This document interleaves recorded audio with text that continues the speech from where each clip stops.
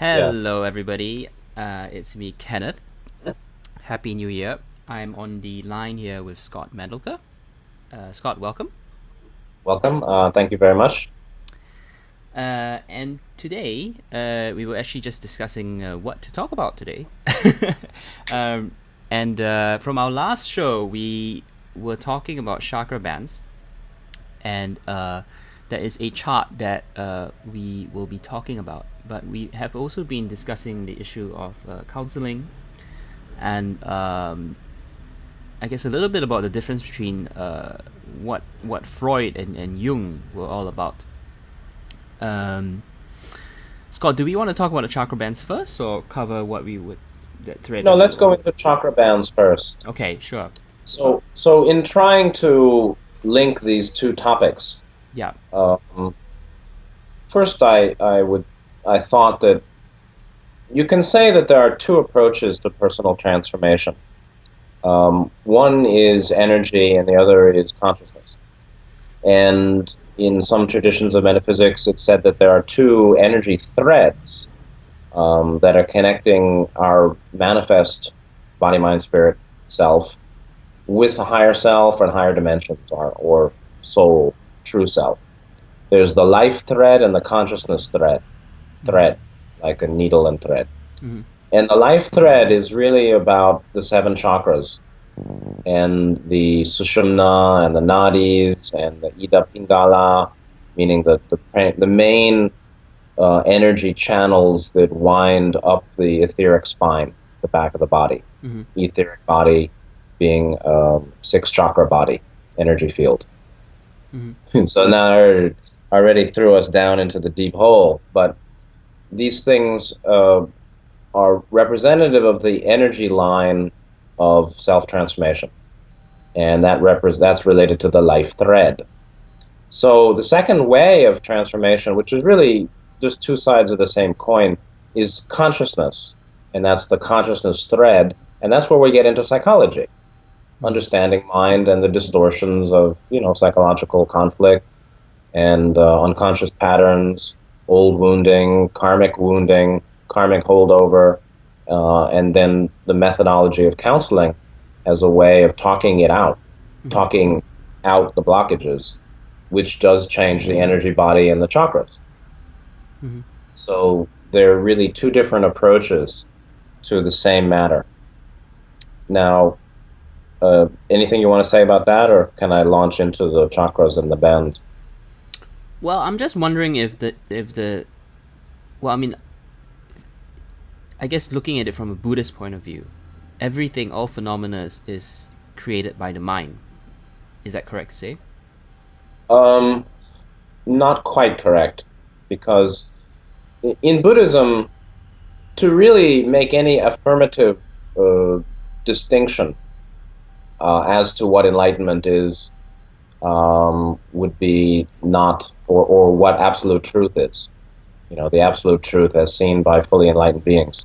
Mm-hmm. No affirmation would stand. You'd be hit no matter what. Mm-hmm. So, because then you're thinking that mind is solid and real, and therefore there's a separate mind from all creation. Mm-hmm. All creation is the mind, and the mind is all creation.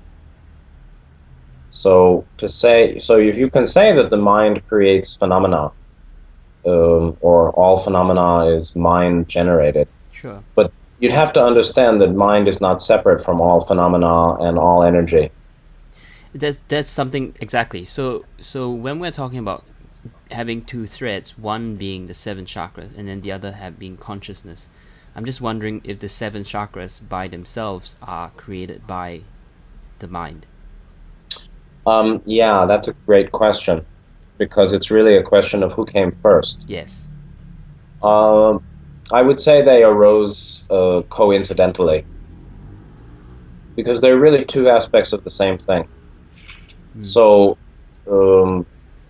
in the raw material, Ra doesn't use the term light. They use the term light-love, or love-light, with a slash diagonal between them. And they're meaning that all energy is light, all matter is a form of energy, which is a form of light. Mm-hmm. The nature of that light is actually love.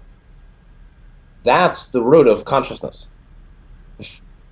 The native condition of consciousness is actually love, or that kind of the basis of what we call consciousness is love imbued infinite awareness. Intelligent infinity is of love. It's an infinity of loving intelligent infinity, or infinite intelligent loving intelligence. So, yeah, you can say that mind creates everything, but you have to understand that everything is the mind. And of these two threads, they're basically two aspects of the same beingness. So I don't think they interplay. Sure. So there's the saying, energy follows thought. That's what we're talking about, exactly. Yeah. So then thought directed by will, or directed by intelligence, powered by will and desire, leads energy. Energy follows it. Meaning the condition of your chakras and your body, physical body. Every portion of our physical body is created by thought. Sure. At some level of our being. Sure. So yeah, you can say that they interplay, but I would imagine they were born together. Yeah, it seems to me like the seven. It seems to me like sorry, go ahead. No, the thing is that they really are the same, because light is love. All light is love light. Therefore, all consciousness is energetic, and all energy is consciousness. Is conscious. So I don't think it's right to say that they're different. I would say that they're two ways of looking at the same substance. It's a different prism, almost. Just two ways of looking at it. We can look at the vibratory, and we call it energy and light. We can look at the thought it expresses in a more universal sense, or even archetype, and say that it's consciousness. So you see, I mean, a real non-dual view in Buddhism goes beyond the saying that mind is a separate thing created the other separate things, but that all things have that mind quality, and that's energy, that's love light, actually. So all of creation out of the Big Bang is all love light. Sure. What came before it was the free will of the infinite creator to have a Big Bang or a creation. Cool. So yeah, let's go on with the breakdown. Okay. So that was just the introduction. It's gonna be heavy. 2,000 calorie appetizer. Okay, I had my rabbit sausage with basil lamb fat saute, asparagus. So the idea is that the 7 chakras as energy points represent a complex mathematics, and it's the same as the scale, the musical scale, and it's the same as the rainbow colors. And so the colors of the rainbow do correspond, in many traditional systems, to the colors of the 7 chakras. Now, people these days talk about 12 chakras, or 49, or some huge number, or 9. For me, the fact that we can see 7 rainbow colors is enough that to confirm that the ancient belief, and Ra's belief too, that those 7 colors are the colors of the chakras, is a accurate metaphysics, is good enough. Yeah. So that's good enough for me. Yeah. So within that 7, it just came to me. This was really received information. I didn't read it anywhere. And it came very clearly, and I was very happy to receive it. So if you look at the chart, and I guess it'd be good if you could put that even as the image for the video. Yeah, I will. Okay. What you see on the left, you see 2 halves of that chart. There's a top and a bottom. On the top left, you see what looks like a bullseye. Well, not exactly the bullseye, but a column Mm. with seven R numbers, R meaning ray or chakra, Mm-hmm. seventh chakra at the top, first at the bottom, with an infinity symbol below first ray and above seventh ray, Mm-hmm. and then concentric circles linking 7 and 1, 6 and 2, 5 and 3, and 4 in the center. Mm-hmm. That's the primary view of chakra bands. That what came to me that was the basis of this is that the 7 chakras that we see, if you can see, they're up the spine in the etheric body, so they're not physical things, but they relate to physical organs. Mm-hmm. Is not properly seen as a vertical column, but is more properly seen as a sphere. Mm. And so we are not, the physical body is a columnar vertical, Mm-hmm. column standing upright, vertical top down, but that's only the physical body. Mm. The overall body-mind-spirit complex is a sphere. It's a triadic seven-banded sphere, or seven primary points within a sphere. And in that sphere, actually, there is a banding, so that the top and the bottom have a linkage, right? Just like the circumference of a circle. 360 degrees and 180 on the bottom represents one concentric circle or ring. Then when you go in, you get the inner chakras. Mm-hmm.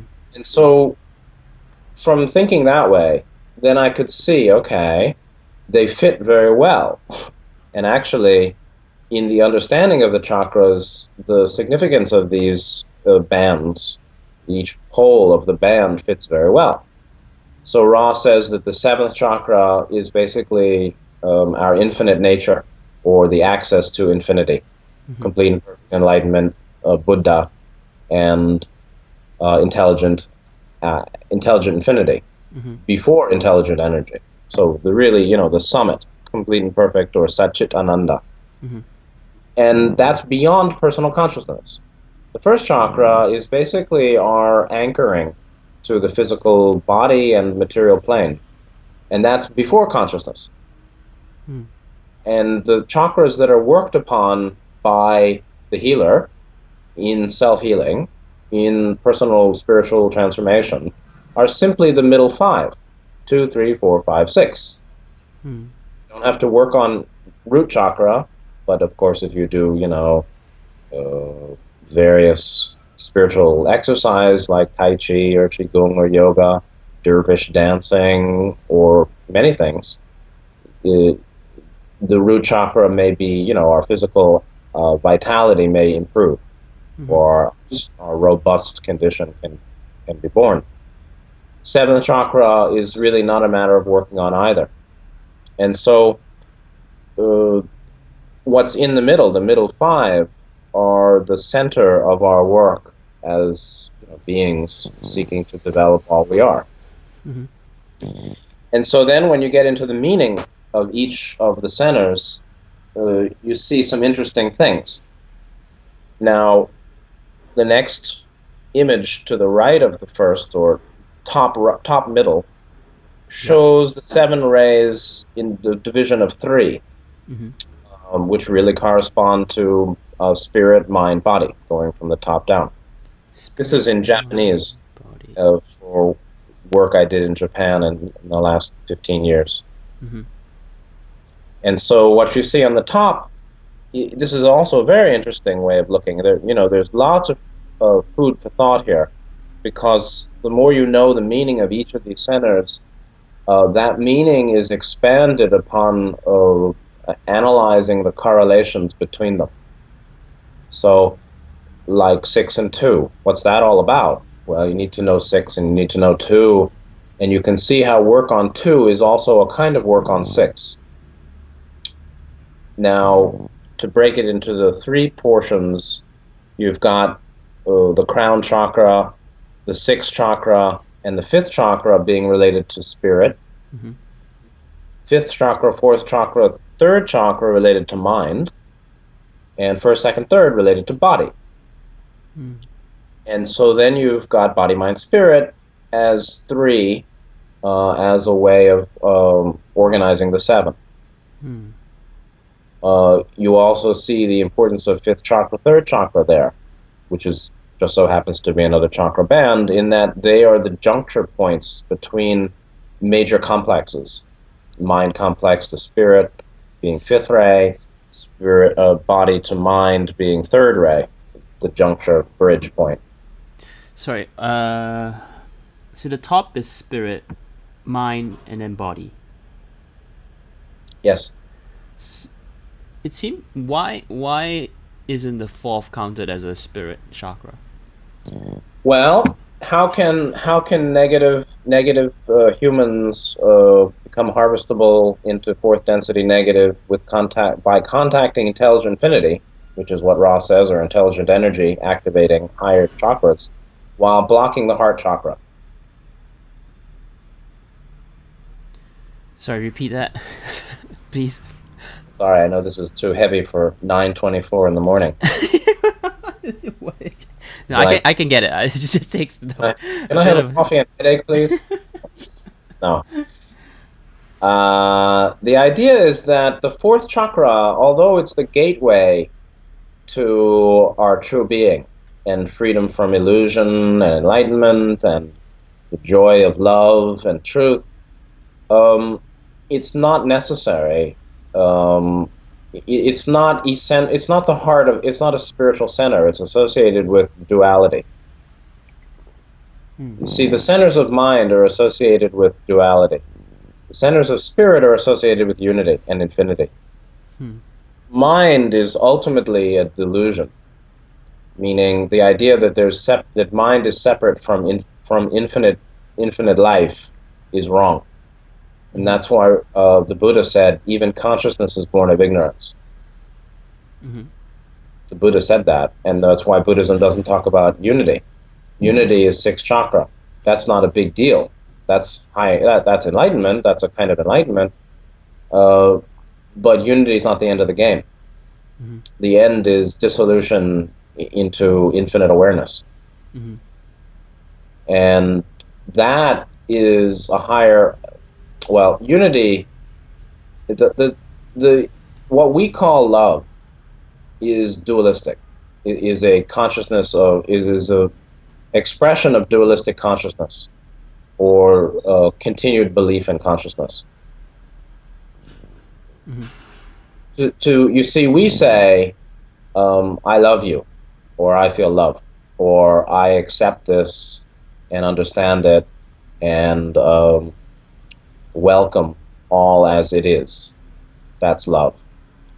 That's a dualistic statement of me and object. Me and the one I love, me and the phenomena that I accept or understand. Those are qualities of love, unconditional acceptance. But they all involve the sense of self.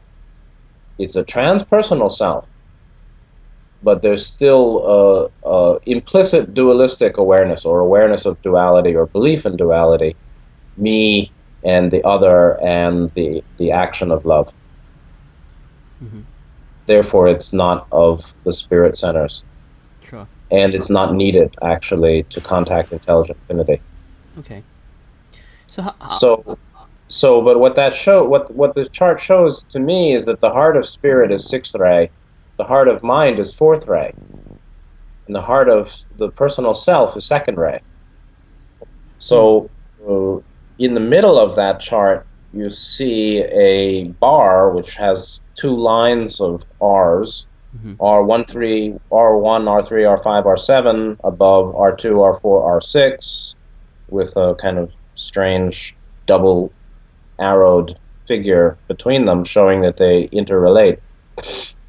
That the top line, 1, 3, 5, 7, is called the hard line, or yang, associated with male, not man, person, but the active force. And 2, 4, 6 is associated with negative, not negative ET or negative mind, but the yin polarity, Passive, or female. It's actually not passive, it's receptive. Receptive, okay. Yeah. Reception and passivity are not quite the same. So that's why love is in a sense not an action, but it's an action of generating reception, generating unlimited acceptance, which is reception. So this is an old idea that there are two lines of chakras, the hard line, the soft line, and 1357 is quite different than 246. 1357 is more associated, you could say, with left brain, analytical, wisdom, fifth ray, intellect, intelligence, concept, logic, while the soft line, 246, is more associated with intuition and holistic awareness. Love, wisdom, blend, or unity, sixth chakra. So it's very interesting to me that fourth ray, although it isn't unitive, meaning there's an experience of duality, me and you, me and the love and the object of love, still it's resonant. It is the heart of mind. The heart, green ray, is the heart of mind, which means, in Chinese tradition and Japanese, taken from the Chinese, the word shin is for heart, and shin is love, wisdom, or heart, mind. And so and that's why when people in Asia sometimes, in Chinese cultures, point to themselves, they where they're part to their thinking, they point to their heart, not to their head. So anyway, these middle centers are really as the center of each complex, sixth ray, fourth ray, second ray, are very important. They're all important, but they're center points of each complex, and therefore are very influential. They have a certain kind of influence. They're the primary generator of that complex, meaning body complex is very much related to second ray conditions. The second ray receives first ray. Therefore, any kind of body illness that's about weakness or energy imbalance is all second ray blockage. And it's not the problem of first ray, it's the problem of how much comes in. So the valve, the regulator on what comes up from first ray, which is infinite, which is, it's a limitless source of power, is really the conditions of second ray. And the second ray, thus, is in many ways the key to body harmony. And the second ray is all about how I feel about me. So any kind of I hate me, or I feel sorry for me, or I'm great and better than everybody, although I'm not really sure, and sometimes I'm scared and I feel so weak. All of that distortion leads to unhealthy body. Because it tightens the valve through which first ray force arises. So likewise, fourth ray is the heart of the mind complex, and this is the interplay of the qualities of love and wisdom. And so the limit to one's wisdom is the limit of one's love. The capacity to know is based on the capacity to see and allow what is to be seen and known and felt, and thus understood and developed into wisdom. Are you okay? Yeah, I wish this diagram had English translation actually for the few words that are in it, but I'm following you. Okay. The diagram doesn't say much. The Japanese characters don't have much to say there. Because the top one basically is spirit, mind, body. That's all. Yeah. The on the left side, is that your dog puffing? No. Oh, okay, I hear kind of a No. like a tired dog. Okay. I thought it was a dog on the floor with his snout. No, there was some construction work in the back, but it's gone now. Oh, okay. Yeah. That's it. So, no, the Japanese doesn't say much on that on the upper row. Sure. It's basically the katakana and hiragana or something, of two ways of writing the same. Oh, I see. Okay, I see. Yeah, I thought that's I was all. saying something. Okay, gotcha. No, so it's just spirit and mind and body. Okay. And the bottom is just, I think, male or female or yin yang or whatever. But so anyway, yes, and so then the heart of mind is love, and the problems with people who are love over wisdom is that they're not love enough. They're selectively loving. Mm-hmm. I love what's good and what I consider right, and everything else I hate or don't like or don't want to look at. Mm-hmm. And so people who are naive and immature spiritually and fall for false predictions and false leaders and false hopes and deceptive promises, being kindly and sincere and trusting without yet sufficient discernment, therefore they're caught by liars, actually don't love enough. They only love what feels good. They can't love what feels bad. And therefore, they can't see what's outside of love. They can't love the unloving. They can only love love. It discriminates, yeah. Well, yeah, rejecting. And so that kind of rejectionism leads to ignorance and folly, because it blocks fifth chakra.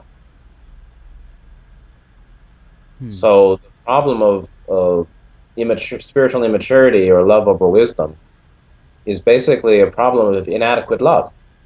It is a selective loving that only accepts what's pleasant or harmonious or positive, and doesn't accept complexity or the negative. And then, of course, sixth ray as the heart of spirit is really that the primary development of spiritual complex or awareness of infinity and unity is the condition of sixth ray. And that's really worked upon best by meditation. And then we know that it's a ray or band connected to second ray. Thus, in many ways, the basis of sixth ray, sixth chakra, forehead development as spiritual development, not just mind development, but development of awareness of multidimensional reality and the powers of our true being. That is blocked by distortions about self. Second ray, second chakra blockages. So you can't realize your true spiritual nature or spiritual reality when you don't like yourself. Or you have all these distortions about identity. And so that's another value of understanding chakra bands, is that the higher development is very much linked to the development of its lower band polarity. Yeah, sure. So particularly 6 and 2, actually. So I've got questions now.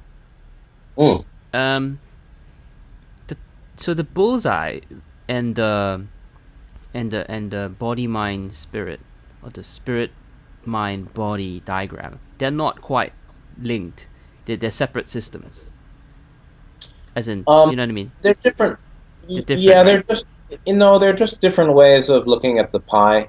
Right. They're different ways of cutting the pie, or seeing the order of the circle, the order of the sphere. I mean, the bullseye is bottom left, and I think that's just showing, a different way of looking at body, mind, spirit, at sort of the three-dimensional back to two-dimensional. And what's interesting is that it just shows that the heart, the bullseye, is the heart. Yeah. And that's the key for 3D, is heart chakra development. 90% of the souls on Earth will go onto the positive path, 10% to the negative. But 9 to 1 are pretty good odds that almost everybody listening in the end will go on the positive path, and almost everybody we talk to. And the bullseye center of heart, being heart, means, that the key to our advancement as souls is fourth ray activation or development of love. Love, compassion, and unconditional acceptance, which is virtue. Sure. So that's all. They're just a different way of looking at it. My next question is you use the word bands, but wouldn't spheres be a better word, because they are really chakra spheres? Well, it's if you think of it as a sphere within a sphere. Yeah, I mean, again, the band is just a term that indicates their connectedness. Sure. In a circular way. But it's 3D, you see, isn't it? It's what? Is it 3D? Is it three-dimensional? Or you're seeing... Well, no, this is actually more conceptual. It's conceptual, okay, all right. Yeah, meaning the theory of the meaning and function of the seven rays. Not exactly the way a psychic would look at it, with etheric vision. Sure. But there is some correlation there too. But it depends on what dimension you're looking at it from. Sure. It's very, because I'm looking at the top left diagram, and it's very interesting that I definitely resonate with the 2, 4, 6 being feminine and the 1, 3, 5, 7 as masculine, and you see this alternating rings of female, male, female, male, then female, male again. Yeah, or yin yang, yang, yin. Yeah, it's very interesting. Yes, it is. That it is. You see, the thing is that it's the essential nature of all light. So Ra said, the nature of all energy is light. So when we say light love or light energy, that's light or energy. That's the vibratory field, vibratory frequency, wave quality of existence and of dimensions particularly, or of all matter, of all substance or form. It's vibratory. That vibratory ultimately is cyclic and is polarized in its nature, meaning its manifestation is in a polarized way of plus minus. And that's the origin of yin yang, which is the basically bipolar nature of light, or light within a field becomes ultimately magnetized. And so light is, if you think about electromagnetism, electric is the masculine, magnetic is the feminine, love is yin, wisdom is yang. Love is receptive, magnetic. Wisdom is transmissive or electrical. And so that is the primary duality of vibration, is electromagnetic or impulsive and receptive, potential and kinetic. And that's just the way all creation is. Sure. Everything that came out of the galactic Big Bang, all that light is ultimately polarized light, or exists as a polarity of a plus minus. Cool. I'm ready to move on. Okay. Yep. So I'm looking at the top right diagram. Yes. What is that? Somebody is closing their window shades. It's a very zen, interesting window. Yeah, the seven. I don't know what's the name of that. It's not a window shade. It's a blinds. Yeah. It's funny they're calling blinds. Yeah. Well, that is a different way of looking at lower right, which is the 7 chakras as seen on the face. That also came to me. This is so interesting, because this also came to me independently. I did consider this. Never mind. Sorry, go on. Okay. Well, here it is. Yeah, well, maybe we heard it in the same place. So the 7 rays can be seen on the head too. The chin is 1, the mouth is 2, the nose is 3, the eyes are 4. What's not shown here are the ears, which are 5. On the bottom right is not shown. Ears are 5, third eye, middle of the forehead is 6, crown is 7. What's very interesting, amazing. yeah, this is the sacred geometry of the human body.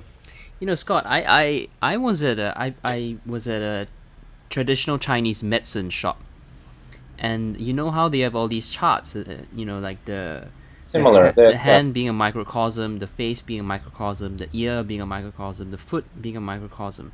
This is exactly the same principle. Yes, it is. That's the holographic universe. Wow. That's mind-blowing. Yeah. Well, it all came out of, it's sort of self-nested. All of creation is the extrapolation or expansion from a single point that then has some internal symmetry. So anyway, this is also very, the geometry of the face. You can also understand people's character by the geometry of their face. That's called phrenology, study of faces and heads. And that's similar, but what's interesting here is that you can understand the nature of the chakras more deeply by the nature of their functions on the face. So the chin absolutely relates to first chakra. People who have a very weak chin, right, weak or strong, have a certain weakness of character sometimes, or that's what it's associated with, right? He's got a weak chin, he's got a glass jaw. And that is ultimately, a matter of one's robustness, more or less, of constitution, root chakra. And it's a fixed point. You can't, the chin doesn't move independently. It moves in association with the mouth. And that is, the mouth then, being second chakra, is the first one by which you can read the development of personality. The chin is more like the programmed equipment. The nature of body energetics as programmed by higher self before the incarnation.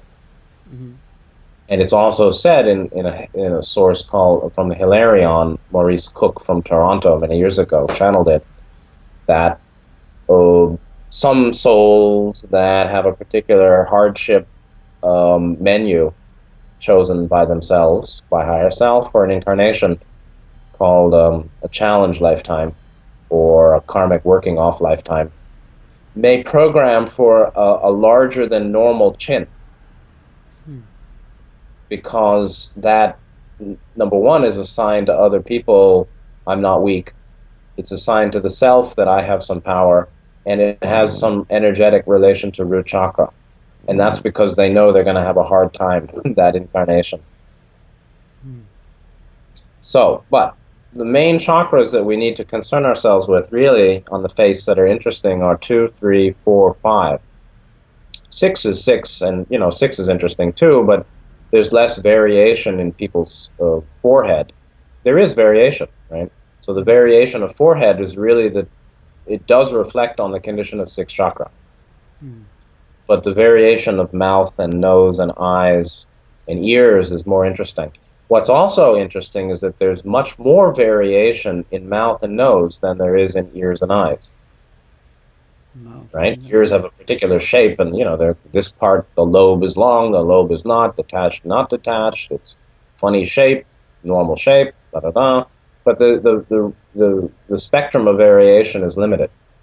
The eye's spectrum of variation is also somewhat limited, big or small, sparkling or dull, beady or open. But it's a kind of limited variation, although the eyes are very, very important for certain reasons. But the eyes are, in many ways, the key to the face, the gateway to the soul. But the variation of nose and mouth is more distinct and interesting and Mm-hmm. complex and distorted. Mm.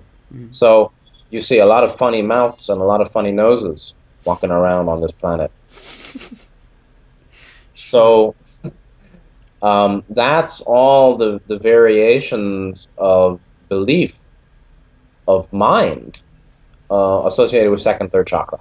Sense of self and relation to others in the group, the emotional constitution or the emotional set, and the intellectual development. 2 and 3, 2 and 3. Mm. So you see people with a very big mouth. That's energy concentration in second chakra. You see people with a very big nose, energy concentration, third chakra. Mm. It doesn't mean the guy with the big nose is more evolved than the one with the big mouth.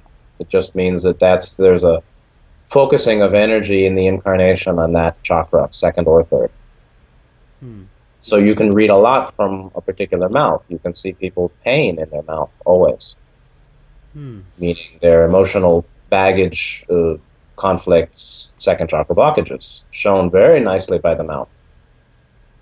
And that's why in Buddhism, or not Buddhism, but meditation, it's a long time before your mouth doesn't move in meditation, meaning the micromuscular condition around the mouth is quelled. Mm. The mouth is a mask, or the Mm. mouth is still. Mm. Very, very much work needed before the musculature around the mouth is really relaxed and unmoving. This is so interesting, Scott. And I just when I went for my Chinese medicine consultation, the doctor looked at my tongue, and there's a chart which obviously shows that the different types of conditions associated with the tongue. Do you have anything to mention there? Yes, that's true. Yeah, I love Chinese medicine. So I'm a big lover of Chinese medicine. And yeah, tongue diagnosis works. The basis of that may be that the tongue is the first outcropping of the root chakra. Therefore, the whole body is shown by it. And look at what's the other very cool, complete systemic diagnostic agent to be seen on the face for diagnosis? Iridology. Iridology. So the condition of the tongue, which is the outcropping of first ray in the mouth, and the condition of the iris as the manifestation of the sixth ray in the eye, it's actually sixth ray coming down, shows the whole body health.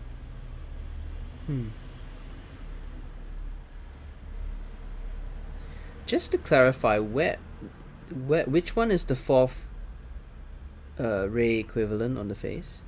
The eyes. And what about the fifth is the ears? Yes.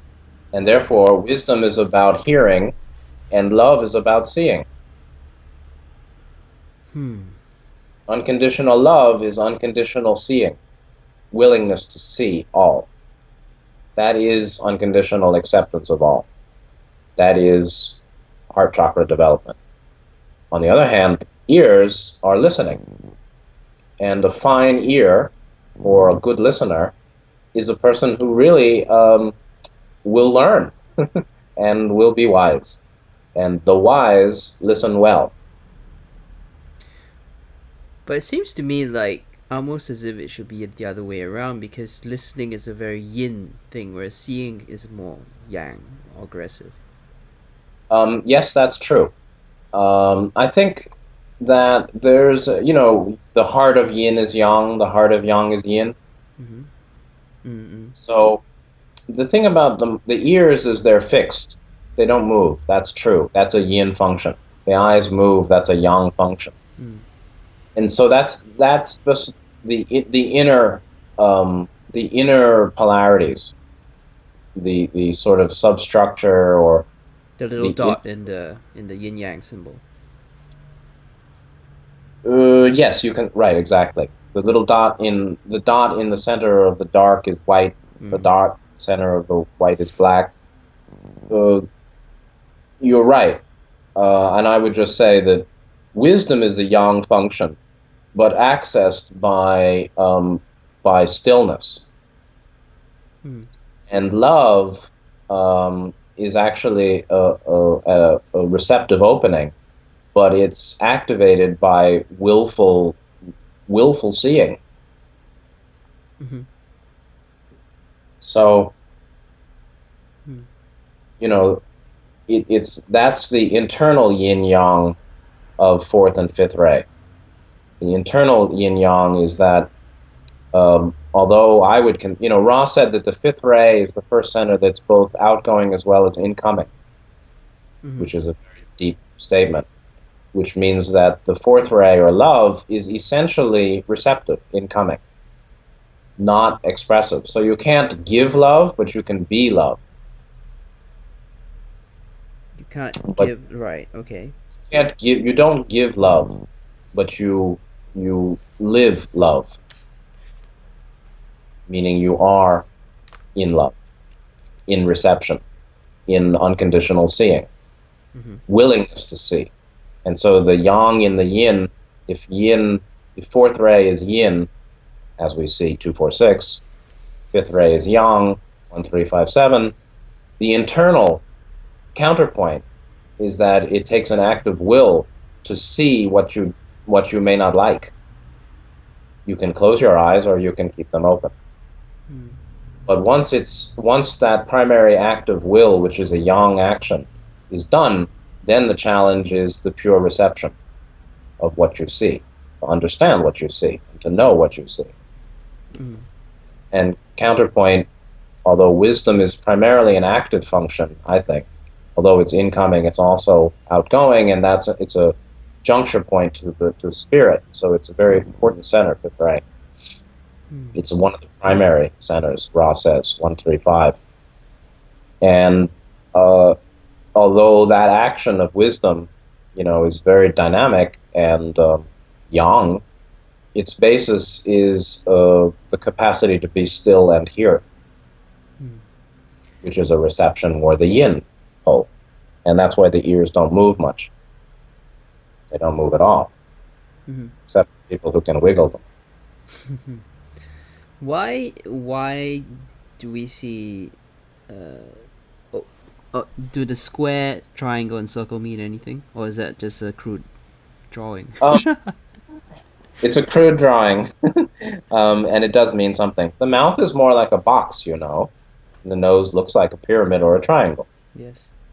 And the box or square as the figure of second ray or the mouth point on the face is that the basis of the face, 2, 3, 4, 5, 6, is the square foundation of your sense of self. The foundation of the seven of the middle 5, right, is ultimately how you feel about yourself, self-value, and that's the root of everybody's distortion, is distorted self-value. And the summit of that is the upper portion, the band of 2, 6, which Ra says is a recognition of self as a being of infinite worth.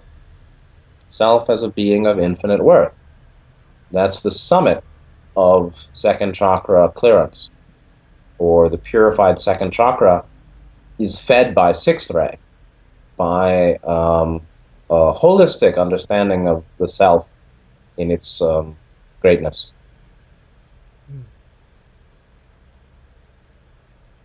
Nice talk tonight, huh? This is very interesting. Very, very interesting. It almost seems so weird that I didn't expect to be talking about this. I didn't even know it was a face. Because it was so... I thought it was some esoteric arcane symbology. And then, literally, 2 days ago, I was at this Chinese medicine shop receiving acupuncture. And now we're talking about this. It's just something going on. Yeah, well, it's your accelerated learning, self-learning. This is mind blowing, So really. yeah, and third chakra and the nose, these things are very, very deep. And we're just scratching the surface, because in meditation, anything that a deeper meditator would know is that the condition of breathing is critical to the experience. Yeah. Really hard to meditate when you're sneezing or your nose is stuffy. And the unstuffing of the nose, the clearance of the sinai, sinai, the sinuses behind the nose, are central to the purification of the breathing in meditation. Purification just means the development in harmony to an ideal condition. So in deeper meditation, one nostril opens and then the other one will open. And then you have no experience of nostrils. You only have the experience of air coming and going.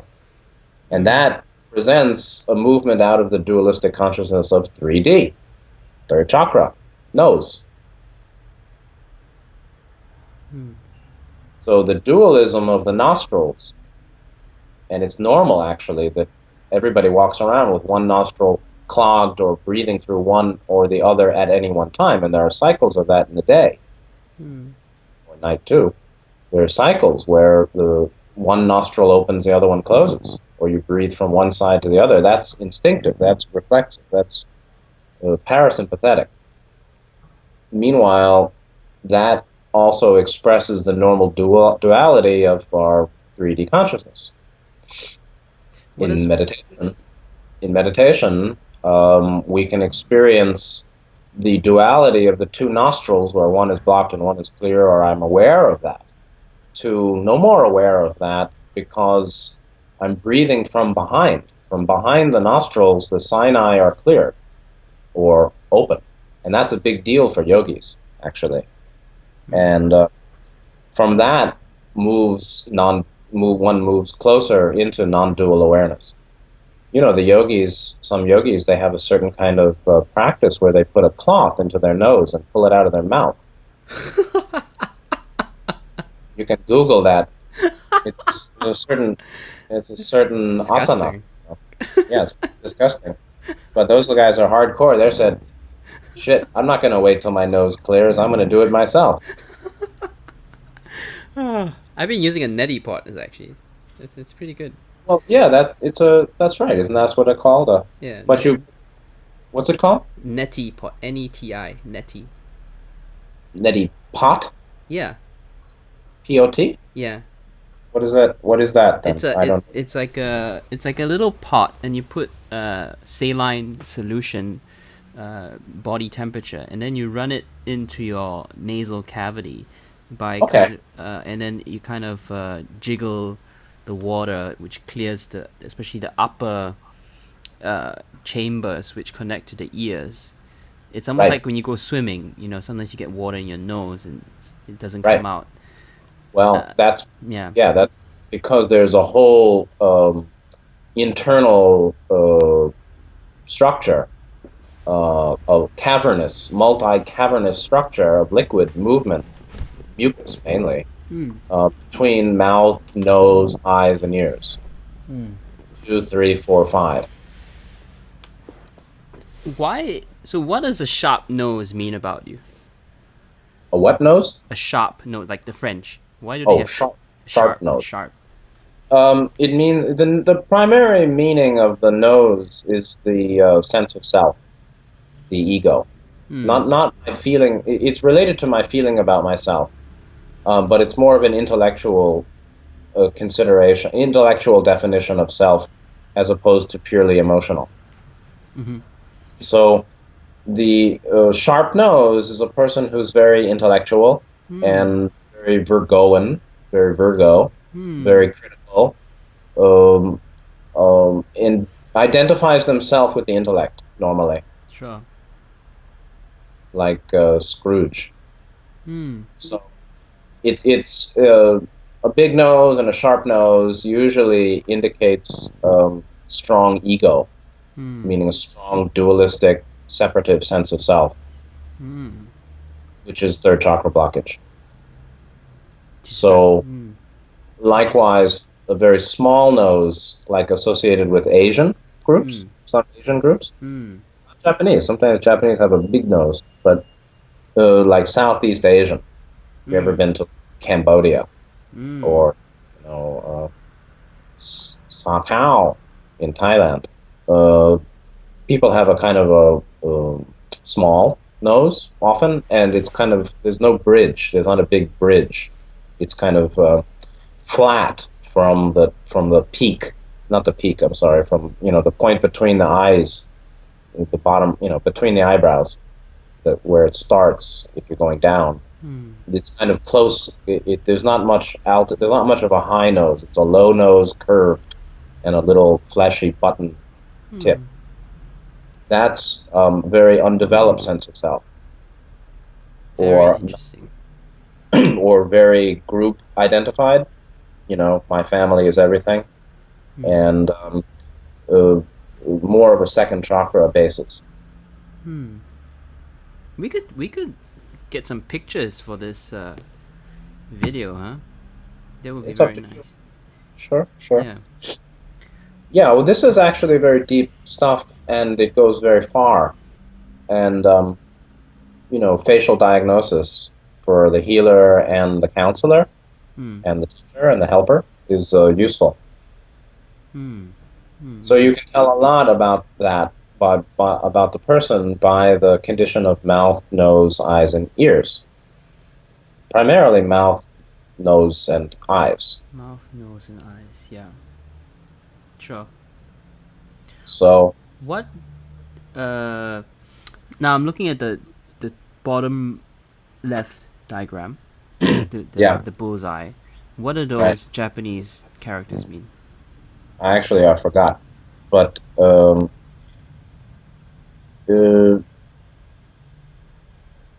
I think that I'm really not sure. You got me. I forgot what I had them write. So, but there are a few ways of looking at that. I'm not sure what. Can we copy and paste into Google? No, it's an image you couldn't copy. But you can put out the word for some Japanese friend to give a quick look over. Yeah, I will. Yeah. Oh. Yeah, actually, I'm not. It's funny. You got me on that one. I forgot what I had them put there, and I'm not sure how I would read it today, frankly. How long ago was this? Over 5 years. So, one way, you see, my understanding of these things also is developing, so I'm not sure what I meant at that time. What I see there now is that the center, the central, this is, it's really a 2D visual of a 3D sphere. And what I see is that you can look at body, mind, spirit another way, where the body is the outer ring, the inner ring is mind, and the center is spirit. You can also look at them as chakra bands. Again, the yin is in the yang and the yang is in the yin. So, or there's a yang in every yin and there's a yin in every yang.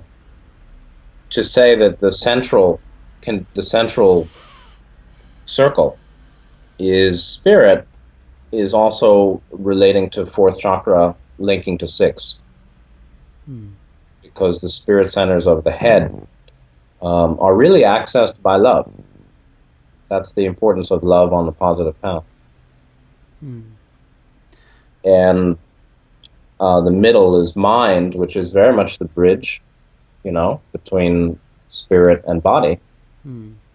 The creator of body and the tool by which mind purifies itself, by which we develop.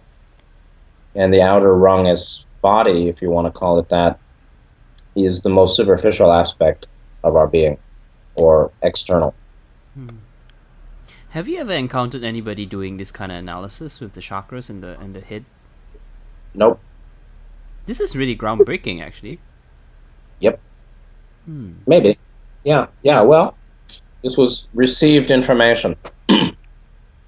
I remember I was in San Francisco and letting the mind be free, and it all came in it's so perfect, it fits so well.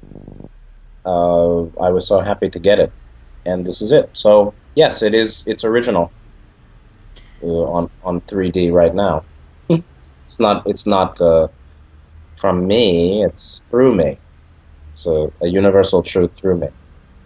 And it's just coming to me that it's of course essential to look at it from a 3D perspective. I mean, it seems very natural for me that the center of the sixth ray should be in the pineal gland. Would you agree with that?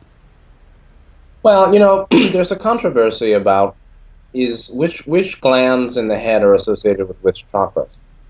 Hmm. How I learned originally is that the pituitary is associated with the sixth ray, and the pineal is associated with the seventh ray. Mm-hmm. Personally, I like that because the shape of the pineal gland, like a pine tree, that's where they get it from. Hmm. The Latin root pinus, Pinus, Mm-hmm. is that shape, is the antenna, is an antenna shape. Mm-hmm. Pine trees are particular, that whole evergreen family, are particularly advanced members of the tree family, meaning they're some of the most developed trees around. Hmm. Pine trees are evergreens. And they're green all year round. Meaning they persist in a certain condition despite the four seasons. Hmm. And the green is heart chakra, so they keep their green all year round, which is like being in love, despite cyclic change. Hmm. And so I would associate that with the seventh ray. But there are good arguments on both sides. Hmm.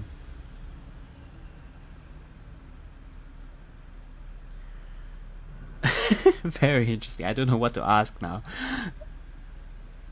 I'm just kind of absorbing this thing because we can go further and look at the ears, can't we?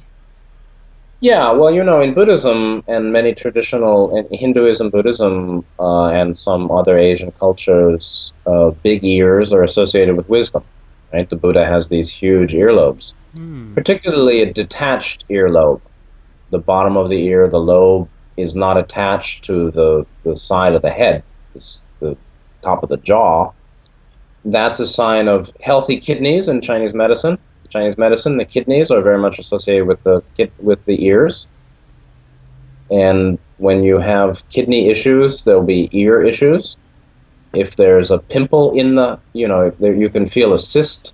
If there's a cyst in the lower lobe, meaning if you feel your ears, you might feel some hardness inside there somewhere.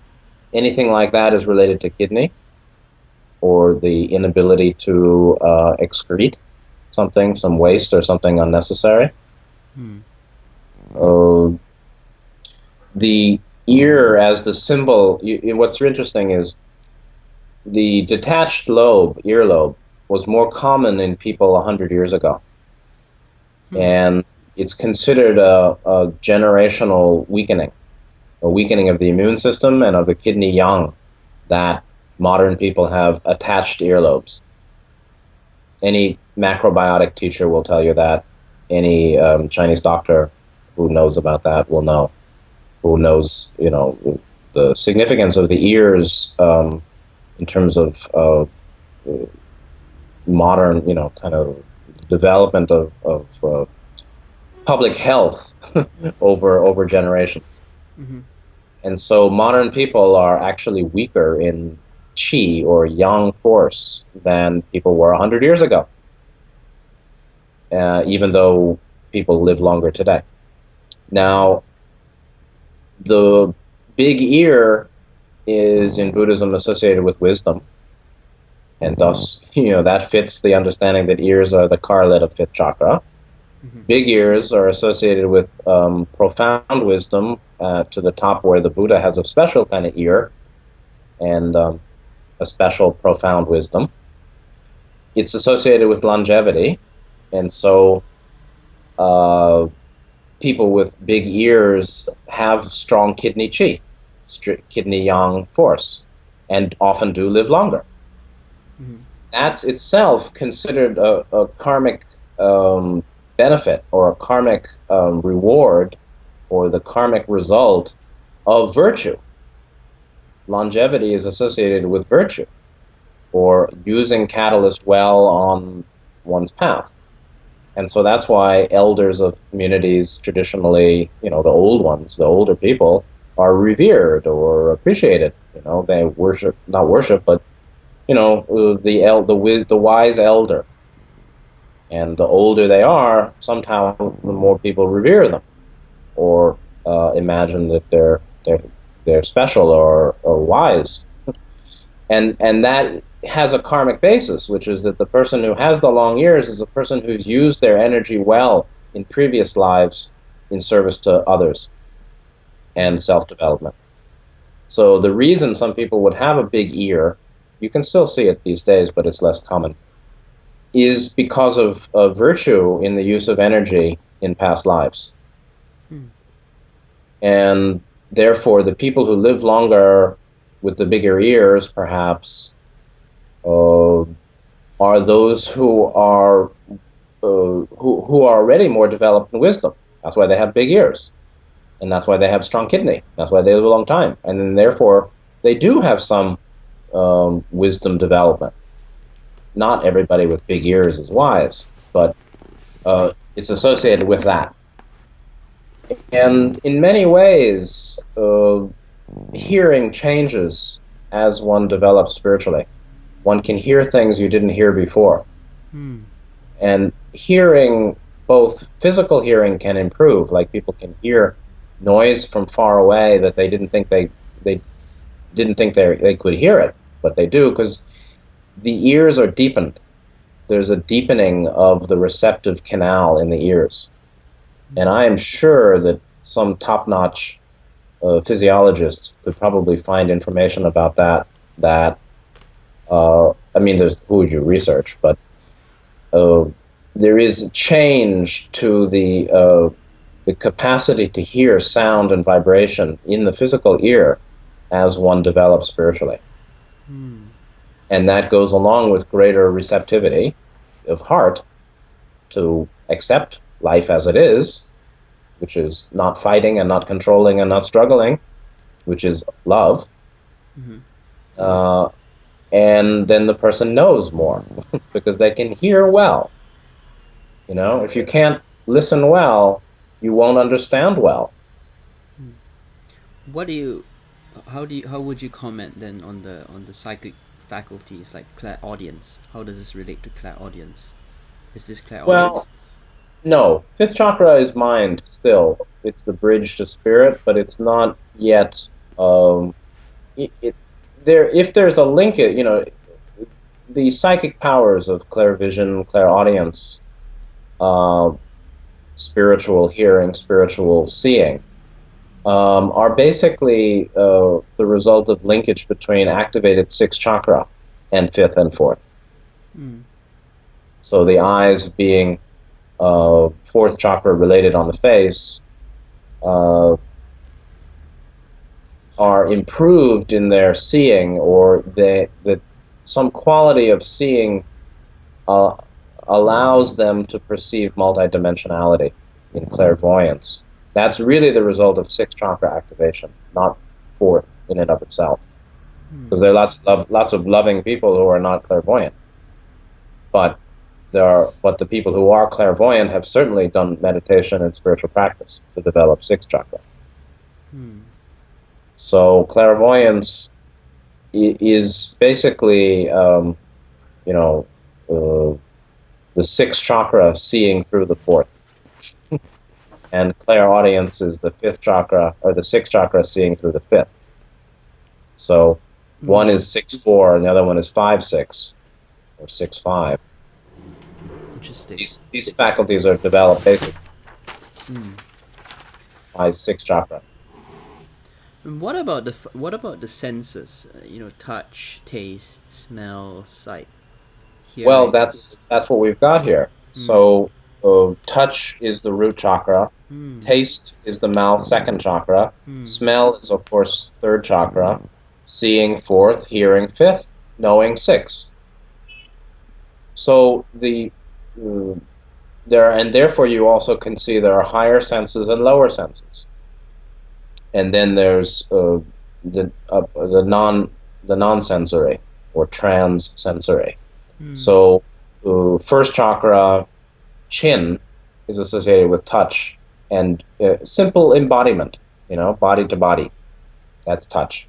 And so that's the lowest or the most earthy or the most grounded of the senses. Taste goes up, and that's the mouth, and the mouth is very complicated, and there's a lot going on with the mouth. That quality of taste is a sort of what is taste? What is taste? I don't know. It's some kind of oil. What is taste? Taste is basically volatile oils and biochemicals of food. The biochemicals and the volatile oils that represent taste, and then of course also smell, are very much a second, third chakra matter. And so how that relates to the sense of self is very esoteric, beyond me. But you can say that the capacity to taste is a distinguishing of quality, smell and quality of food. And therefore it's a second, third chakra combined matter. But it's also a matter of receptivity. Dulled senses versus highly refined senses, the sense of taste. So taste can be dull. There are some people, they really don't taste food. Of course, there's a lot of food in the modern world that has no taste. That's the way mass market food is going. The capacity to taste being a reception of quality of food based in, biochemicals and ultimately volatile oils. They're different chemicals that are associated with scent, S-C-E-N-T, or smell. That's what's being tasted, actually. So the tasting is a combined mouth and nose activity. Its basis is tongue, but the basis of tongue ultimately is a deep level ability to feel, to sense and be aware of those qualities of living matter, which are the volatile oils. It's very esoteric. I'm just thinking about how sexual the mouth is now, like kissing and eating a meal together and cooking for one another. Well, not only that. Oral sex, yeah. Oral sex, but the mouth is like the lower orifice. Yeah, right? That's true. Mouth as vagina. And also tongue, penis, yeah, yes, exactly. Yeah. Mouth and tongue as vagina and penis. Wow. Gosh, that's huge. Yeah, and so the root energy coming from the chin activates, the watery cavern of the snake tongue and the, absorptive mouth hole cavern, very much like, male-female organs. Being then also related to food. So sex is a kind of food too. Of course. So one's appreciation of food and one's appreciation of sex are often linked, right? Generally, people who have strong sexuality also like food. Or, the sensuality of eating. That's a sexuality of eating. And that's very much because the mouth is the, generative organ of the face, of the head. That's a very serious matter. So what do you mean by generative? it generates new life. Mm. The lower organs, the sexual organs are their first chakra, which is interesting, but their condition is very much related to the condition of second. So people think the second chakra is the sexual chakra. This is not technically correct in this view, in my view, and from traditional sources, actually, and Ra. The root chakra is the sexual organ, but its quality of expression depends on second chakra conditions. So the people who are very sexual are actually people who are very either unblocked or blocked. There's very sexual that comes from blockage. There's very sexual that comes from no blockage. But it's the valve of red ray sexual force, the second ray. That's the valve that opens and closes and expands or minimizes the flow. And that in sexual union makes new life. Then in relationship, communication makes new life. What comes out, what is the ejaculation of the face? It comes from the word, from the mouth. The mouth ejaculates. Very crazy talking. The mouth expresses by word the conditions of mind as a form of fertilization of the mental atmosphere. Communication. So be careful with your word because you're creating new life. And so, but the primary expressive organ of the face, of the head, is the mouth. People can have expressive eyes, but if we're looking for physical expression or audible or more 3D plane manifest expression, it's all from the mouth of the head. So in a way, to me, the whole body is inert, other than the eyes and the mouth. Life comes through the eyes and the mouth. Life is seen. The quality of infinite life is seen clearly in the eyes, but also expressed by the mouth. And that's a kind of new life or creation, creative activity, speech, right? And so then there's the link between second chakra and fifth, because you can say that the mouth, while is the second chakra on the face or the head, clearly is a result of fifth chakra development, right? That's the communication chakra. And so there's the linkage between 2 and 5, or 5 and 5 and 2. So one way to look at the face chakras, head chakra, the sub-chakras, or the chakra correspondences of the face, is that they're all subplanes of the fifth ray. Throat, center of throat, is fifth chakra. The chin is 5.1, the mouth 5.2, the nose 5.3, the eyes 5.4, the ears 5.5, and then the sixth chakra is in the forehead, above that. Meaning that the mouth, or let's say the chin, the mouth, the nose, the eyes, the ears less so, but mainly the chin, the mouth, the nose, the eyes are very much related to the condition of mind, obviously. And that's very much a fifth chakra affair. Its basis is 4, but its individualization is by 5. The distinction, personality, and the sense of self, or one's mind, higher mind, true mind, is very much a fifth chakra affair. That's why people who are love without wisdom don't have much to say. They say, I love you. It's beautiful, beautiful, dear ones, your beloved, yada, yada, yada. But they don't have much to say. That's true. Because they haven't developed fifth ray sufficiently to articulate mind. to articulate their unique mind. Does this actually way at the start of the show? I was thinking about Leonardo da Vinci's what do you call that? Vitruvian Man? Is it the Vitruvian? You mean the guy, the five-pointed star guy? Yeah.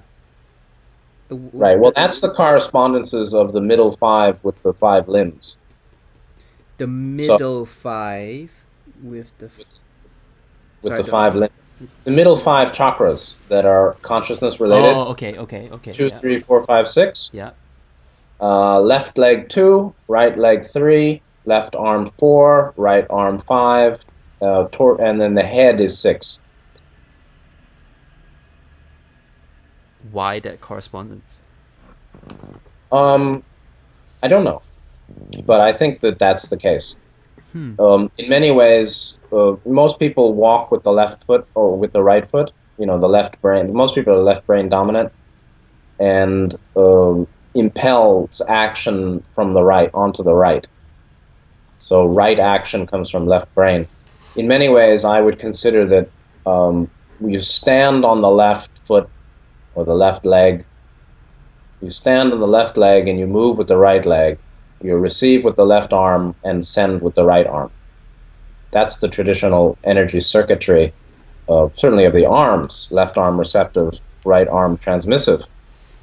Left arm fourth ray heart, which is receiving.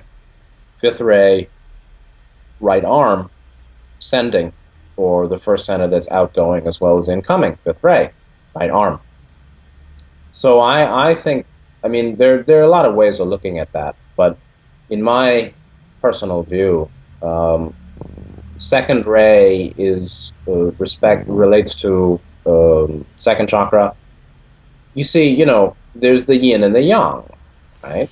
So there's the yin and the yang of second ray, third ray. There's the yin and the yang of fourth ray, fifth ray. Yin is receptive, right is transmissive.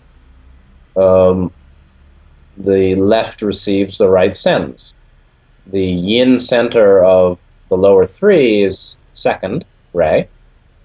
The basis of yang is yin. Second ray is the basis of third ray. Fourth ray is the basis of fifth ray. So yang rests upon yin. 2, 4, 6, 1, 3, 5, 7. So the yin of second ray, the sense of self, the basic emotional feeling sense of self, is the basis of the personality and how we interact with others and our choice of spiritual path. And so the second ray is the basis of third, the left leg is the basis of right moving forward, left arm, fourth ray, is the yin basis of mind, as love or reception is the basis of understanding and knowing. Left arm in, right arm out, right arm being fifth ray, wisdom transmission. And then the last one is the head as a whole, which is the center of spirit, or the spirit complex.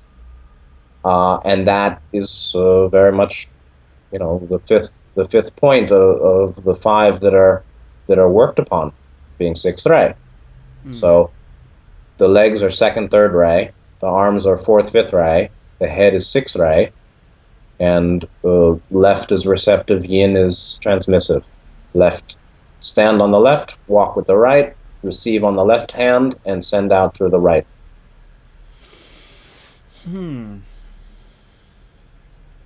That's what he meant. Maybe. Because I'm looking at the diagram now, and it's it's not quite symmetrical. If you look, I'll send you another diagram. Yeah, it's not. I don't know. I really don't know that diagram, so I can't say much about it. Sure. I've seen it, and it's it's the same kind of fivefold architecture. Sure, and he even divides the human body, obviously, height-wise, at the knees, and then at the genitals, and then at the nipples, and then at the neck. Well, these are all, the body, is a representation of sacred geometry.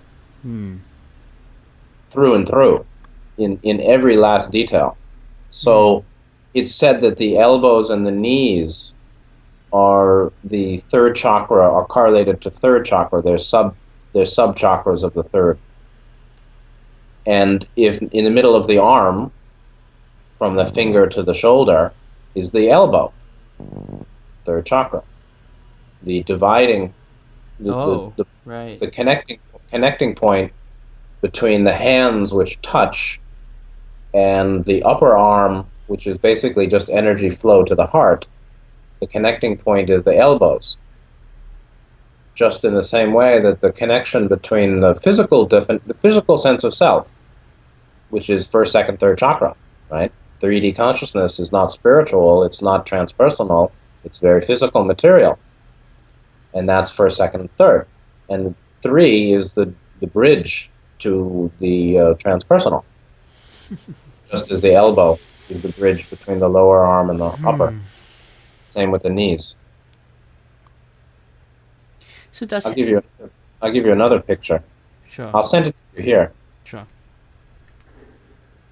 Okay. Actually, I have a few to send you. Okay, yeah. What else? So, would you say then every single organ has a substructure that corresponds to what we're talking about, which is basically division into 7 chakras? Like if you look at the penis versus a toe versus... Oh, yeah. Oh, yeah. Wow. Yeah, absolutely. The head of the penis. You got me into this, all right? It wasn't my job. It's the humor. We're all professionals here, but you know. We're all...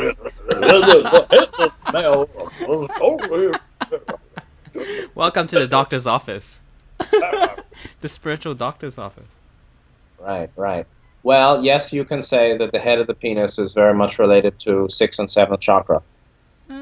But it's not quite like that. It's a little... It's like that, but it's don't have a strict sense of it.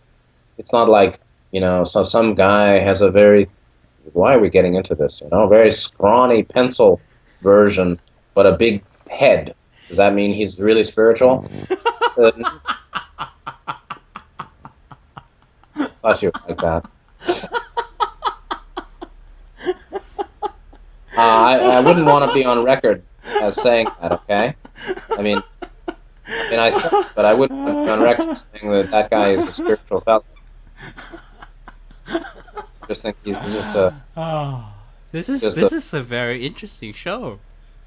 Yeah, you never know what we'll get into here. I thought it was going to be a very abstract show, but it's turning out to be very grounded, actually, I think. Everybody can relate to the body. Grounded or in the gutter, I'm not sure which one. Get your head out of the gutter, young. I'm not sure we're gonna show a picture of that. No. Don't no pornography on YouTube, okay? You were gonna send me some pictures? Yeah, I'm trying to find a medieval picture. There are a couple that are very nice. This is so fat. That must be people who study this, huh? Oh yeah, sure. Not the only ones. Sorry, say it? We're not the only ones who know this.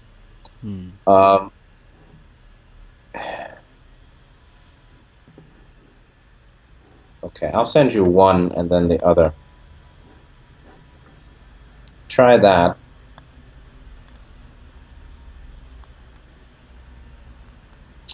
It's really slow. No, 2 minutes. Yeah.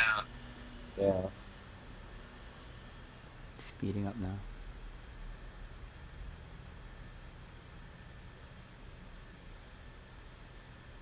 That's an alchemical picture of a figure, and it shows the astrological correspondences of some of the chakras. Wow. The yes. That's the sun. Is that the moon? Yeah, the sun is in the heart. The moon is the spleen. I can't read the rest. But you can see the sixth chakra there, the fifth chakra, the fourth chakra, the third chakra, and something that's first, second. And then you can see the energy lines up the back. The energy. Oh. This is a very odd diagram, actually. Oh, it's about 500 years old. Where, who, and where, and do you know where it came from? It's called, I don't know, it's called Homem Novo, New Man. Novo. Homem Novo, that's the name. Anyway, you can Google that. Sure. I'll show you one more. It says Jesus in the heart. Is that Jesus? Is that Yeah, what it looks like that. Yeah, there you go. Wow.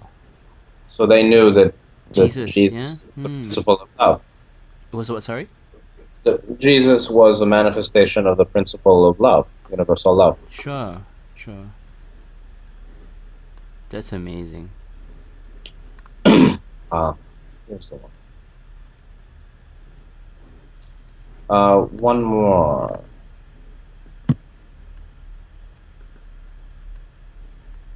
Okay, coming in now. Yep. Do you know of any other like authors or researchers that, if one were interested in this field, how would we proceed investigation? No, I don't. I don't know anybody. Only me.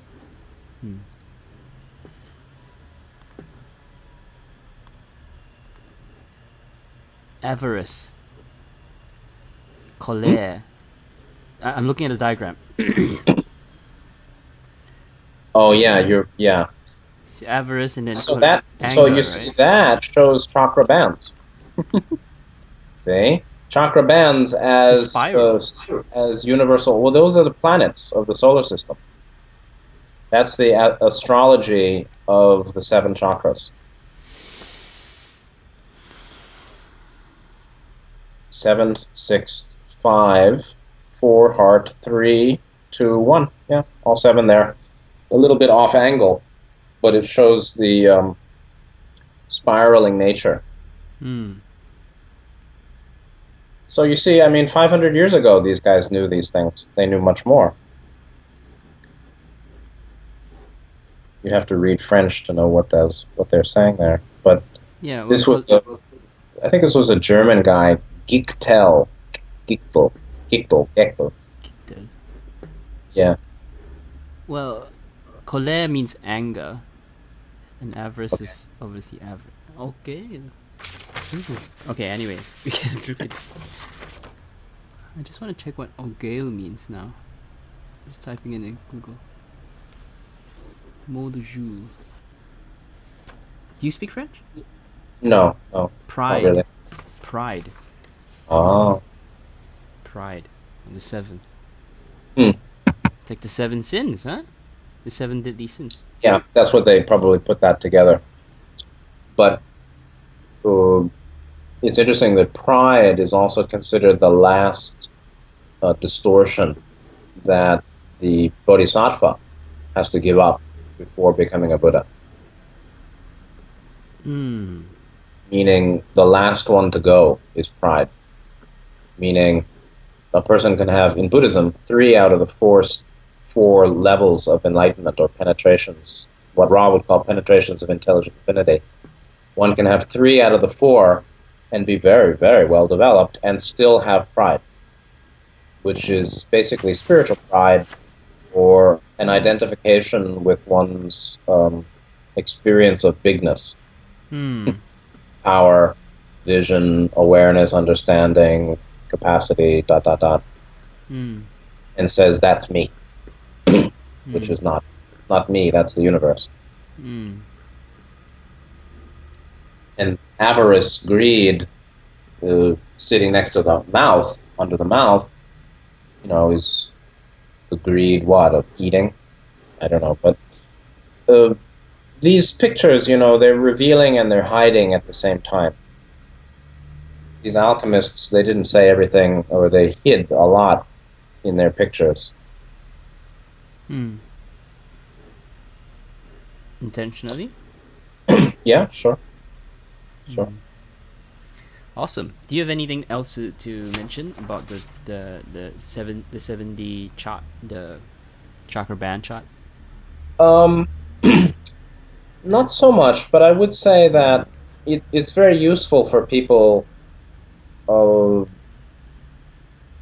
to understand the chakras. You see, the chakras are very misunderstood and underappreciated or mistakenly overvalued. There are all sorts of distortions that spiritual people bring to a consideration of chakras. The first one is, I know that already. The chakras, yeah, there's 7 chakras. Yeah. But means they don't really know what they're talking about. But they think they know. That's the most common. Very few people realize that they've read about it and they actually still don't know about it. That's the majority. Then you have the people who think they know all about it, but they've only read some few books that are all in the same view. Yeah. Or they come out with the new views. The Cassiopeans said that there are 64 chakras, and there's the magenta one, and the light pink, and the dark yellow, and the brown one, and they make up things along the way, or they take what I would consider non-credible sources that are more based on personal imagining than received information or insight. But to understand the work, our work, what are we here on Earth doing? To understand the chakras is a huge simplification to understanding the purpose of life. The purpose of life is to clear chakra blockages and activate those that need to be activated in balance, so that energy goes from the root to the crown without blockage and obstruction. And therefore, it's the work of clearing 2 and 3 and activating in balance 4 and 5, and then activating with coordination 6 and 2, 3, 4, 5. That's the work. Very, very simple. And the key, then, to development is the development of 4 and 5, specifically 5. The key to the development of the middle 5, 2, 3, 4, 5, 6, is 5th chakra development. Love without wisdom is nice, but in this world, it's a problem. It's weak and unclear. And the key, actually, to continued spiritual growth is 5th chakra. If we're on the path of love, or the positive path, then that 5th chakra is all about honesty. Be honest. Be totally honest with yourself. Almost nobody can do that. People, every self-rejection is a dishonesty. Every aspect of unreasonable self-criticism is dishonesty. In fact, every distortion represents a dishonest self-understanding. Because there's not only us as human and psychological, there's us as spiritual and boundless. So it's a dishonesty to think there's something wrong with you, essentially, even though we have distortions. It's a dishonesty to think you're a body, to think you're a mind, to think you're immortal, to identify with gender, to identify with limitation whatsoever. Not to dismiss it. It's important to recognize distortion, limitation. But identification with it is a problem. That's dishonest. And, every psychological condition is related to a kind of dishonesty or disingenuousness towards the self. The key to good relationship is honesty. How many people can do that? How many people want it? How many people want your honest appraisal of them? How many partners want total honesty? Thus, conflict continues. So, honesty. Honesty means, I really don't feel well. There's really something wrong. Or, it seems that I'm always not happy. It seems that I'm always frustrated. It seems that I'm actually not doing too well. Or how am I doing? Let me answer that very honestly. How do I really feel? That's honesty as applied to second chakra. How am I in this group? What's happening in the situation? What do I really want here? What's really happening here? That's honesty applied to third chakra. So that's the big problem, with the people on Earth. So Ra said that the human people on Earth have a great paucity of honesty, meaning a poverty or lack of honesty.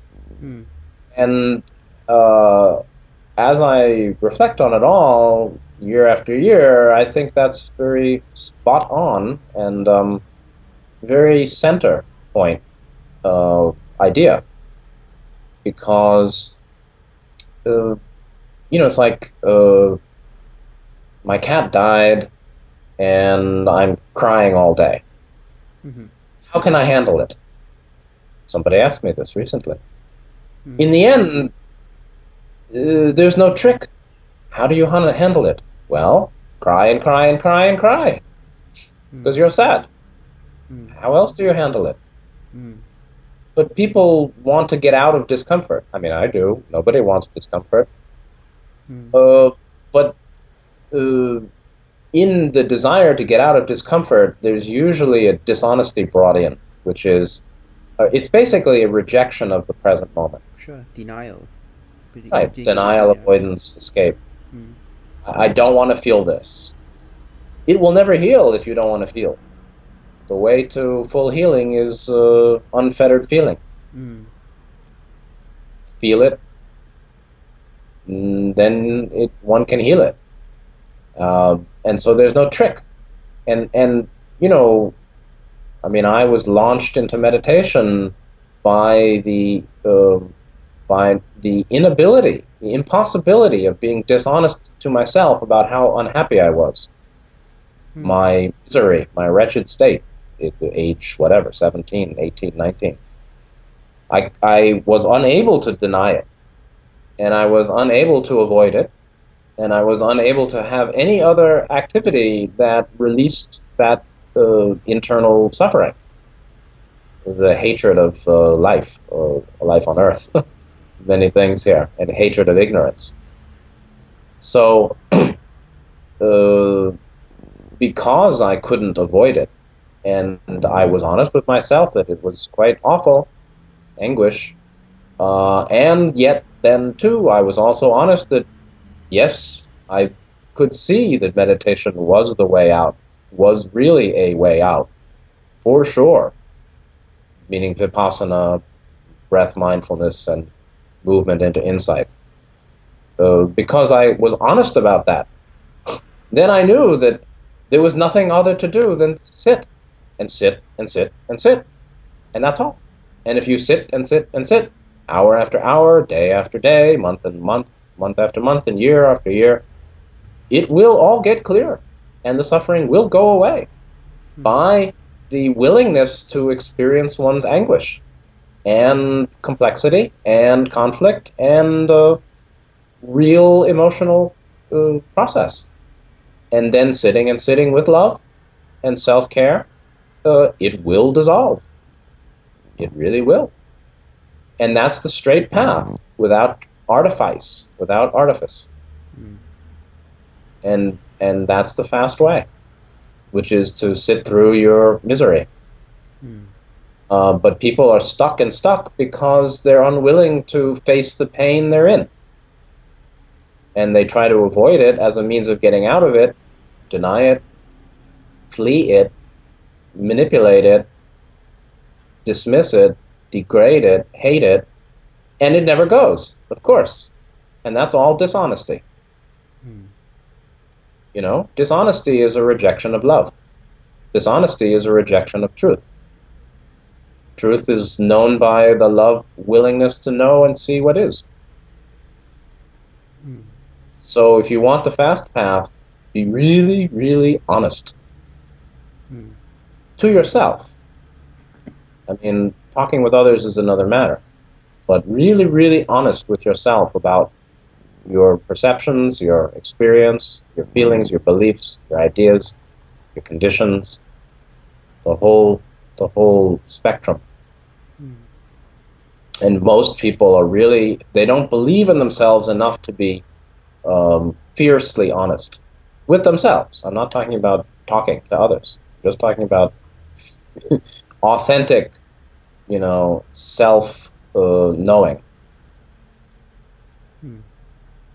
And the reason that's a fifth chakra blockage when there's dishonesty, and its basis, as always, is second chakra, which is the fear of hearing the truth, the fear of seeing my problems, the fear of feeling pain, the fear of admitting defeat and hopelessness and negative emotions. There are not negative emotions, there are painful emotions, but they're not negative. They're just painful, and they're painful distortions. But it's a question, the greater the willingness to be honest, the greater the love. And a profound desire to be honest with oneself is a profound self-love, despite the distortions and the pain. And that wins the day. Because below the distortions and the pain is joy, is freedom, is cheer, and the capacity to hear well and appreciate, the beauty of all that is.